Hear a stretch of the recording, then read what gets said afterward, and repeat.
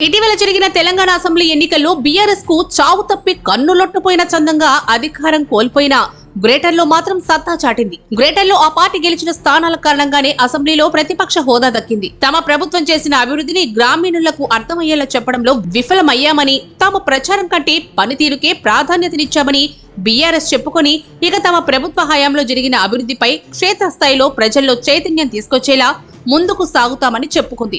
అయితే ఇప్పుడు బీఆర్ఎస్ పరువును కాపాడిన గ్రేటర్ లోనే ఆ పార్టీ ఖాళీ అయ్యే పరిస్థితి కనిపిస్తోంది. గ్రేటర్ హైదరాబాద్ పరిధిలో ఉన్న బీఆర్ఎస్ నేతలు ఇప్పుడు కారు దిగిపోయి చెయ్యందుకోవడానికి రెడీ అయిపోతున్న సూచనలు బలంగా కనిపిస్తున్నారు.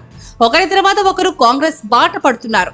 ముందుగా బీఆర్ఎస్ లో కొనసాగే అధ్యక్షుడు కేటీఆర్ పై తమ అసంతృప్తిని బాహాటంగానే వెళ్లగక్కుతున్నారు. తాము కలుద్దామన్నా కనీసం అపాయింట్మెంట్ ఇవ్వడానికి కూడా కేటీఆర్ కు సమయం దొరకడం లేదంటూ కార్పొరేటర్లు తీవ్ర అసంతృప్తి వ్యక్తం చేస్తున్నారు.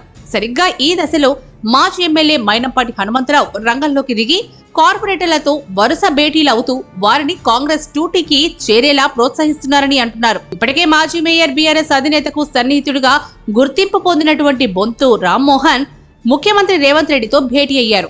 మర్యాద పూర్వకంగానే కలిశారని బొంతు చెప్పినా ఆయన కారు దిగిపోవడానికి రెడీ అయ్యారని పరిశీలకులు విశ్లేషిస్తున్నారు. ఇటీవల ఎన్నికల్లో ఉప్పల్ నుంచి బీఆర్ఎస్ అభ్యర్థిగా పోటీ చేయాలని ఆశించిన బొంతు రామ్మోహన్ కేసీఆర్ అందుకు అవకాశం ఇవ్వకపోవడంతో నిరాశ చెందారు, అసంతృప్తికి లోనయ్యారు. దీంతో ఆయన బీఆర్ఎస్ కు గుడ్ బై చెప్పడానికి నిర్ణయించుకున్నారని అంటున్నారు.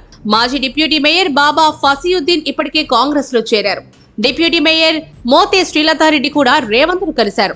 ఇలా రేవంత్ ను కలిసి బీఆర్ఎస్ కి గుడ్ బై చెప్పి కాంగ్రెస్ లో చేరేందుకు పెద్ద సంఖ్యలోని బీఆర్ఎస్ కార్పొరేటర్లు సిద్ధంగా ఉన్నారని పరిశీలకులు విశ్లేషిస్తున్నారు.